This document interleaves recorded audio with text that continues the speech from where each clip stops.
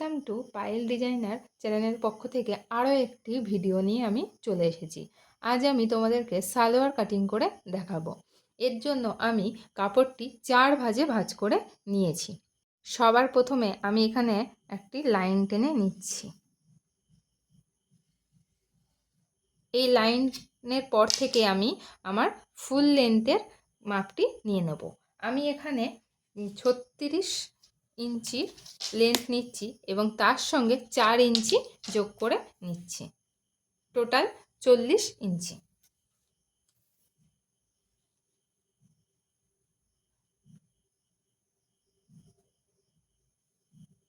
এরপর এই লাইনের পর থেকে আমি 2 ইঞ্চি নিচে একটি মার্ক করে নিচ্ছি।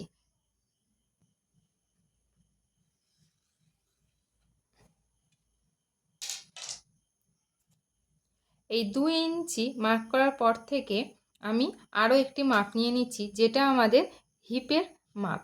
হিপ আমাদের যেটা আছে সেটাকে 3 দিয়ে ভাগ করতে হবে এবং তার সঙ্গে 2 যোগ করতে হবে। আমার এখানে হিপ আছে 42 ইঞ্চি, তার সঙ্গে 3 দিয়ে ভাগ করতে হবে। 3 দিয়ে ভাগ করলে হয় 14 ইঞ্চি এবং 2 যোগ করলে হয় 16 ইঞ্চি।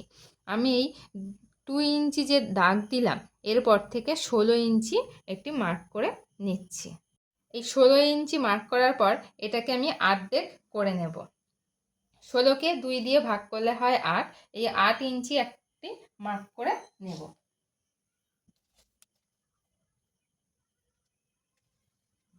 এরপর আমি কোমরের মাপটি নিয়ে নেব। আমার এখানে কোমর আছে 40 ইঞ্চি, সেটাকে 3 দিয়ে ভাগ করতে হবে এবং 2 যোগ করতে হবে। 40কে আমি 3 দিয়ে ভাগ করলে হয় 13 ইঞ্চি এবং তার সঙ্গে 2 যোগ করলে হয় 15 ইঞ্চি।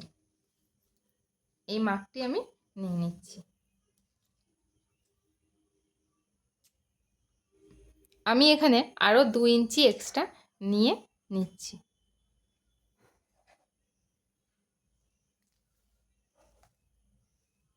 এরপর মুহুরির দাগটি দিয়ে নেব। আমার এখানে মুহুরি আছে 13, সেটাকে ভাগ করলে হয় 6.5 এবং 1 ইঞ্চি আমি এক্সট্রা নিয়ে নিচ্ছি। এরপর আমি এই যে 16 ইঞ্চি যে দাগটি দিয়েছি এখানে একটি মার্ক করে নেব। এখানে মাপটি হবে আমাদের যে হিপের মাপ আছে সেটাকে 3 দিয়ে ভাগ করে এবং 4 যোগ করতে হবে। আমার এখানে হিপ আছে 42, তাকে 3 দিয়ে ভাগ করলে হয় 14 এবং তার সঙ্গে আরও 4 ইঞ্চি যোগ করে নেব।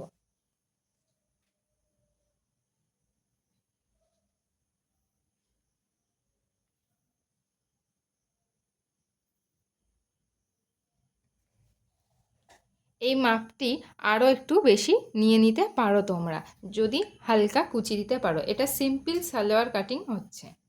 আমি এখানে আরও একটু কাপড় আছে বলে তাই আমি এটা পুরোপুরি নিয়ে নিচ্ছি, 1 ইঞ্চি মতন এক্সট্রা নিয়ে নিচ্ছি। এরপর আমি এই যে কোমরের মাপটি নিয়েছি এখান থেকে আমি এই যে হিপের যে মাপটি নিয়েছি এখানে একটি সোজা লাইন টেনে নেব।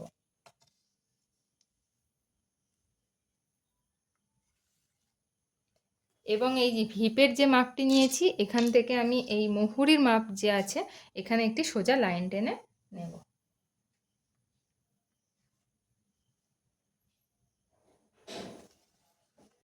এরপর এই জায়গাটা একটু হালকা রাউন্ড শেপ দিয়ে নেব।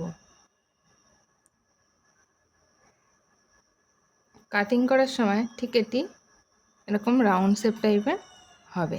এরপর আমি কাটিং করে নেব।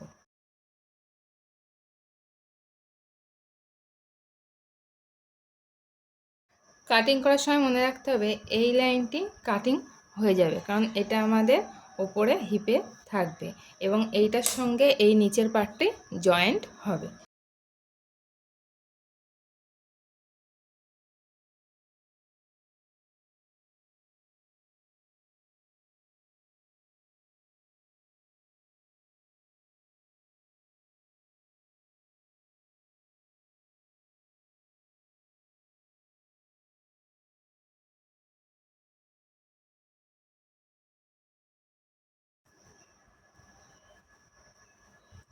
এই পার্টটি ঠিক এই পার্টের সঙ্গে আমার অ্যাটাচ করা হবে।